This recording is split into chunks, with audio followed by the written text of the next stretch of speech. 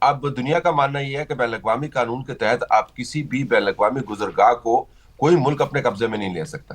اور جنگ سے پہلے یہ ٹرمپ صاحب کی کرامات ہیں کہ جنگ سے پہلے یہ آبنائے ہرمز کھلی ہوئی تھی, جنگ کے بعد آبنائے ہرمز کے اوپر ایران نے اپنا دعوت دائر کیا ہوا ہے. تو آبنائے ہرمز میں امریکہ کی موجودگی اور ایران کی افواج کی طرف سے رد عمل, میرے خیال میں یہ بڑا ایک کروشل ایشو ہے. اگر ایران کی طرف سے ان شپس کے اوپر فائرنگ ہوتی ہے, میزائل داغے جاتے ہیں, ان کو انڈرمائن کیا جاتا ہے, تو دوبارہ سے لڑائی کا آغاز ہوگا, کیونکہ براہ راست امریکی اثاثوں کے اوپر ایران کا حملہ ہوگا. تو اگلے چند گھنٹوں میں کہوں گا, آدھے دن میں یا 24-25 گھنٹوں میں, ایک دن میں آپ کو یہ اندازہ ہو جائے گا کہ ایران کی طرف سے رد عمل کیا ہے. دوسری بات, ہمیں ڈونلڈ ٹرمپ کا سوشل میڈیا بھی دیکھنا ہے کہ اس کے اوپر وہ کیا چیز پوسٹ کرتا ہے. جب وہ پوسٹ کرے گا تو پھر پتہ چلے گا کہ اس کی نظر میں کہ اب سیز فائر کی وقت کیا رہ گئی ہے, اب آنے والے دنوں میں اس نے ایران کے ساتھ کیسے انگیج کرنا ہے. یاد رکھیں کہ اس نے اپنے سوشل میڈیا پوسٹ میں پہلے بات ڈالی تھی کہ ہم نے تمام اپنی نیول شپس, اپنے جہاز, اپنا بارود, اپنے میزائل اور دوسرا مواد تیار رکھا ہوا ہے, تاکہ حتمی ایگریمنٹ اگر ہمارے پاس آ جائے گا تو ٹھیک ہے, ورنہ آگے اس نے وضاحت نہیں کی. ہاں, ورنہ اس نے بلکہ وضاحت میں یہ لکھا کہ ایسی فائرنگ شروع ہوگی جس کی نظیر دنیا میں نہیں ملتی. تو ان اے وے اس نے اپنے کارڈز آلریڈی ٹیبل پہ رکھے ہوئے ہیں, صحیح، دیکھنا ہے کہ کارڈز وہ اپنے کارڈز ٹیبل پر کھیلتا رکھے. ہے. طلعت صاحب، آپ کے خیال سے ایک تو یہ رد عمل آنا ابھی باقی ہے کہ سیز فائر کا مستقبل کیا ہوگا، لیکن آپ کے تجزیے کے مطابق آپ کے خیال سے کہ دونوں کی جانب سے اس کے اوپر کیا رد عمل ہو سکتا ہے؟ کیا سیز فائر برقرار رہے گی؟ ایک تو سوال یہ. دوسرا یہ کہ جو پاکستان اسلام آباد ڈپلومیٹک ہب کے طور پہ ابھرا ہے، کیا مستقبل میں بھی یہ ایک مستقل طور پر ڈپلومیٹک ہب بن سکتا ہے؟ اور ساتھ ہی جو افزودہ یورینیم ہے ایران کی جانب سے، کیا آپ کو لگتا ہے کہ ایران اس پر رضامندی ظاہر کر سکتا ہے کہ جو افزودہ یورینیم ہے وہ پاکستان کی نگرانی میں رکھا جا سکے گا؟ دیکھیں, پاکستان کو کیا یہ ذمہ داری لینی چاہیے کہ ایران کی یورینیم کا وہ کسٹوڈین بنے. اس سے پہلے چین اور روس کی طرف سے زیادہ, چین کی طرف سے کم, یہ تجاویز آ چکی ہیں کہ تھرڈ پارٹی کے پاس جو افزودہ یورینیم ہے, انرچ یورینیم ہے, جس کے ذریعے آپ نیوکلیر ہتھیار بنا سکتے ہیں, وہ کسٹڈی میں لے لے, جس کو امریکہ نے ریجیکٹ کر دیا. ایک ادارہ ہے IAEA, اس کی کسٹڈی کے اندر یہ جا سکتا ہے. لیکن دیکھیں, یہ وہ یورینیم ہے جس کی تلاش سب کو ہے. یعنی وہ جیسے ایک جزیرہ تھا جس کے بارے میں کہا جاتا تھا کہ وہاں پر درخت بھی سونے کے ہیں اور تمام ٹریولر اس کے انتظار میں اور اس کی تلاش میں پھرتے تھے. تو یہ یورینیم ہے کہاں پہ؟ جو 8 مہینے پہلے امریکہ نے اسٹرائکس کی تھیں, اس کے اندر تو ڈونلڈ ٹرمپ نے کہا تھا کہ ہم نے ان کو زمین کے اندر دفن کر دیا ہے. یعنی وہ اتنا نیچے ہم نے ان کو, جہاں پر موجود تھے اس کے اوپر اتنے پہاڑ ٹوٹے ہیں ہماری بمبارڈمنٹ کی وجہ سے کہ اب یہ ناکارہ ہی سمجھیں. پھر پتہ چلا کہ 425 کلو گرام کے قریب کہیں پر موجود ہے. کہاں پر موجود ہے, کیسے تلاش کریں گے, زمین پہ لوگ کیسے اتاریں گے؟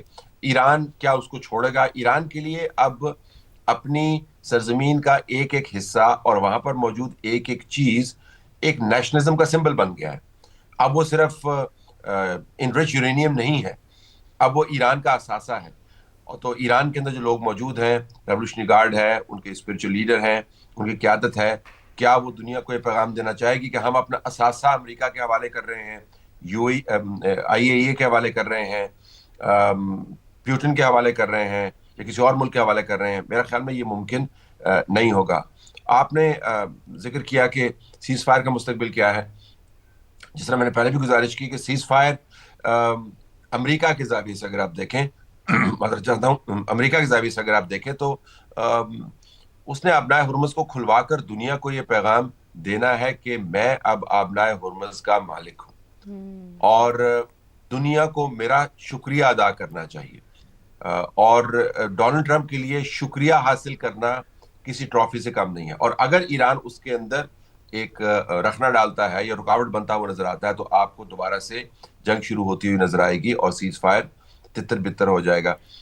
جو ایرانیز کے پاس آفر آلریڈی آ گئی ہے, اگر اس کا وہ تہ در تہ جواب دیں کہ فلاں نقطے کے اوپر ہمارا یہ اتفاق رائے ہے, تو میرے خیال میں جو باقی 6-7 دن رہ گئے ہیں سیز فائر کی, 8 دن, ان کے اندر آپ ان نکات کو بنیاد بنا کر آگے بات چلا سکتے ہیں. لیکن اس کے لیے کسی اور کو اسٹیپ اپ کرنا ہوگا. پاکستان, اگر آپ انفرادی طور پر دیکھیں آپ اور میں بطور پاکستانی دیکھیں, ہمارے ویوز جو ہے بطور پاکستانی دیکھیں, کلی طور پر اجتماعی طور پر پاکستانیوں کے زاویے سے دیکھیں, تو ہم نے ملکی طور پر, قومی طور پر جو حاصل کرنا تھا وہ کر لیا. جی لیکن چونکہ ہم صرف یہ کام اپنے لیے نہیں کر رہے تھے, لہٰذا یہ بات کرنا معیوب لگتا ہے کہ جب ٹاکس کنکلوسیو ہیں تو پاکستان یہ بات کیوں کرے, اور ہم نہیں کر رہے. ہم تو صرف آپ کو یہ ایک زاویہ دے رہے ہیں اپنے ویورز کو کہ اگر ہم ایسے دیکھنا چاہیں تو ہم یہ بات کر سکتے ہیں کہ ہم نے جو کر دکھایا وہ اپنی جگہ پر ہمیشہ قائم رہے گا. بالکل. جس وقت دنیا اس معاملے سے بھاگ رہی تھی, یورپ اس معاملے سے بھاگ رہا تھا,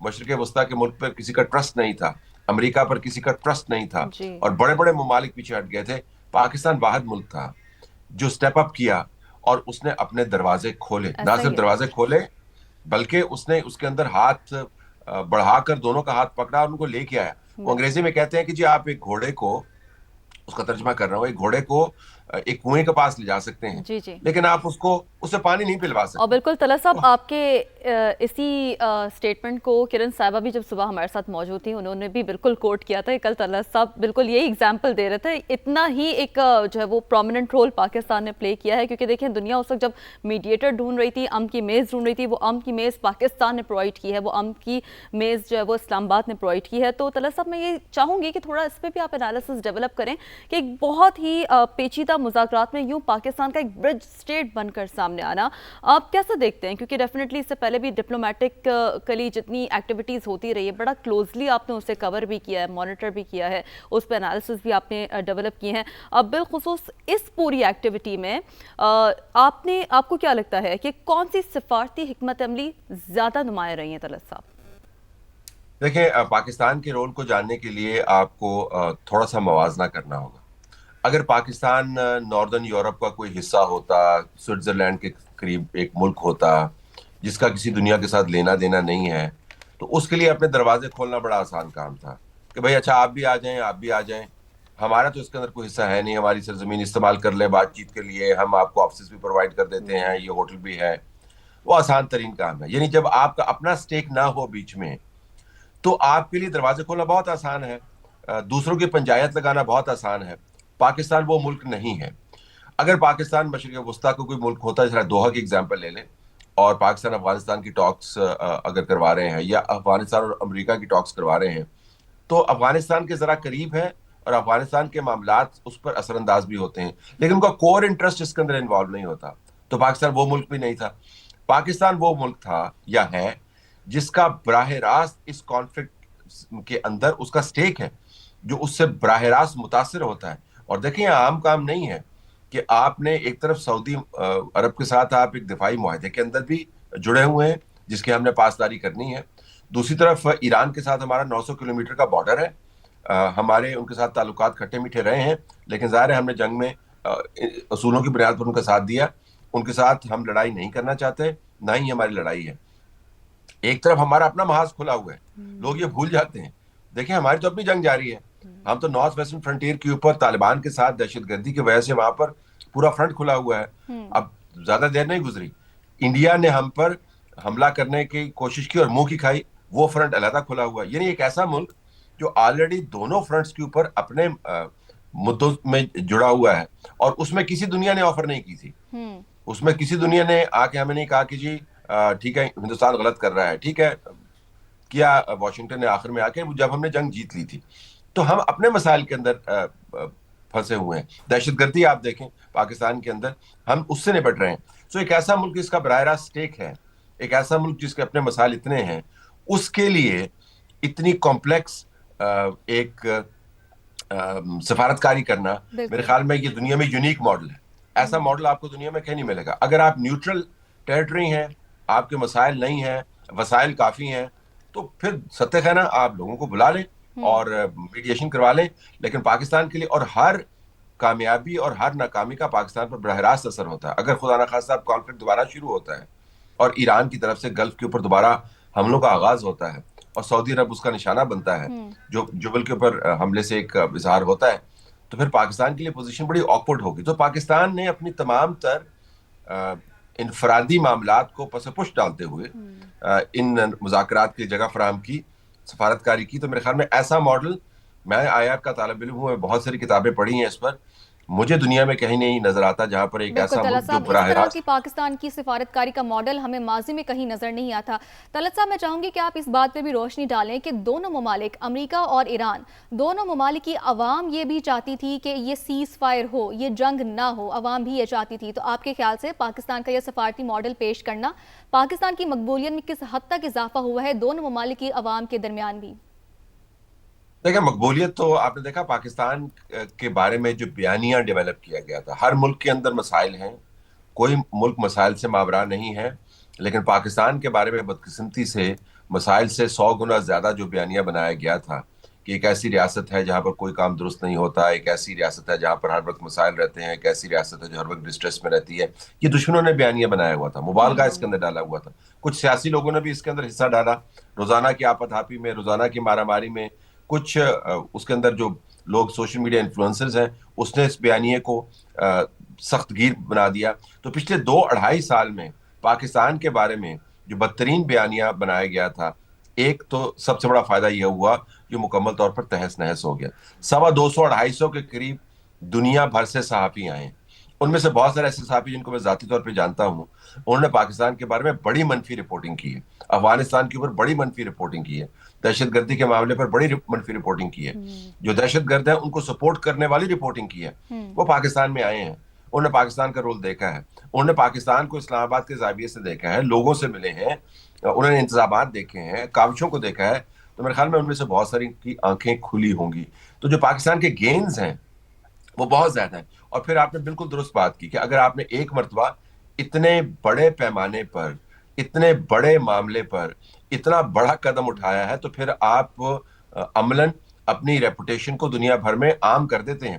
اگلی مرتبہ اگر کوئی مدعا ہوتا ہے جس کے اندر پاکستان کی مدد کی ضرورت ہے, تو پاکستان اسی انداز سے سامنے آ سکتا ہے. تو آپ اس کو کہہ سکتے ہیں کہ پہلے ہم سوئٹزرلینڈ کا سنتے تھے, ہم ناروے کا سنتے تھے, یا ہم پیرس ایکارڈز دیکھتے تھے, برلن ایکارڈز دیکھتے تھے.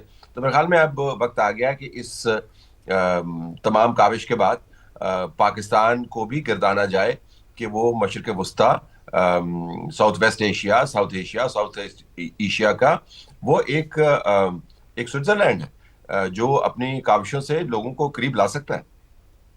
جی درست بات ہے. اور طلعت صاحب، جیسے کہ آپ خود بھی چونکہ IR کے طالب علم رہ چکے ہیں، میری تھوڑی بہت ناقص نالج کے مطابق، اور میں یہی سوال آپ کی جانب ڈرا کروں گی کہ اس پر آپ بہتر انالیسس ڈیولپ کر سکیں.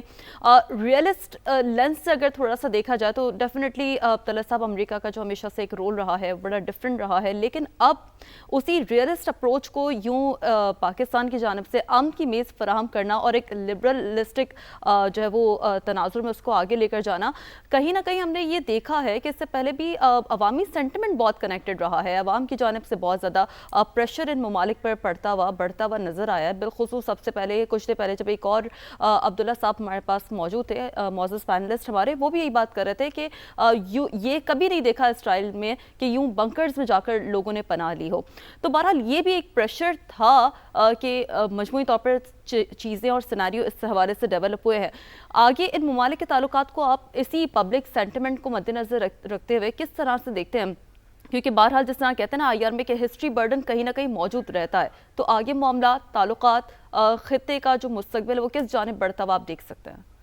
دیکھیں, بہت کچھ تبدیل ہو گیا ہے. ہم نے تو صرف پاکستان کے بارے میں بات کی کہ پاکستان کے بارے میں جو بیانیہ ہے, جو سر کے بل کھڑا تھا اس کو اس تمام کاوش نے سیدھا کر دیا ہے. اب وہ ٹانگوں کے اوپر کھڑا ہے اور اس کا سر جو ہے اپنے کندھوں کے اوپر متوازن انداز سے ہم نے رکھ دیا ہے.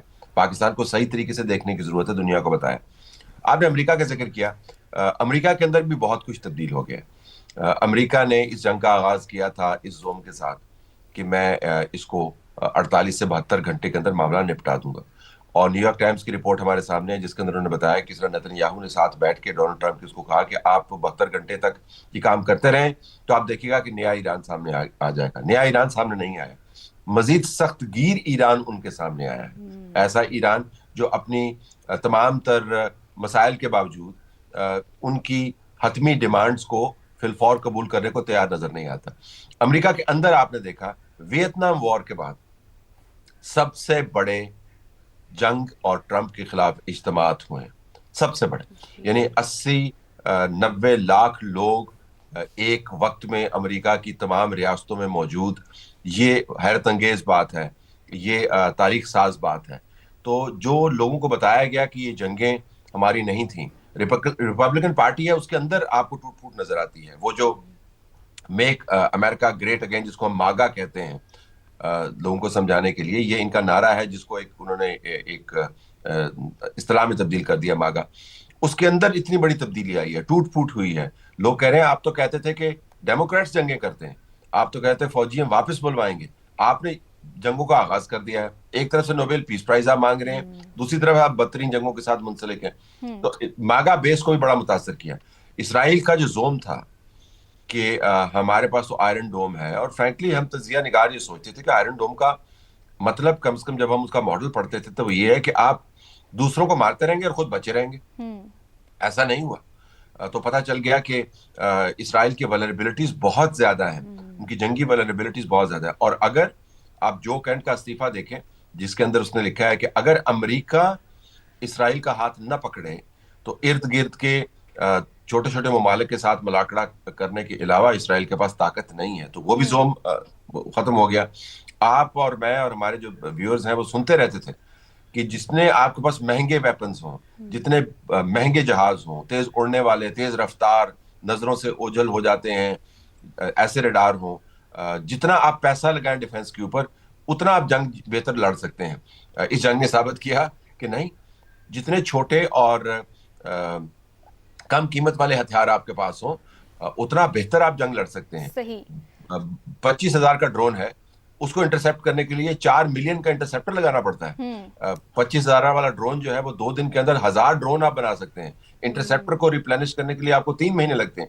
تو آپ یہ دیکھ سکتی ہیں کہ جنگ لڑنے کے انداز سے لے کر تمام بارڈرز کے اوپر کس کا قبضہ ہونا چاہیے، ریاستیں کون کون سی بڑی رستم بنا کرتی تھیں وہ کہاں پر کھڑی ہیں، جن ممالک کے بارے میں بیانیے صحیح طلعت صاحب، بنائے آپ کا جاتے تھے۔ پوائنٹ یہاں پر آ چکا ہے کہ اس جنگ نے بہت سی چیزیں کھول کر سامنے رکھ دی ہیں۔ آپ نے اپنا قیمتی وقت ہمیں دیا، بہت شکریہ آپ کا۔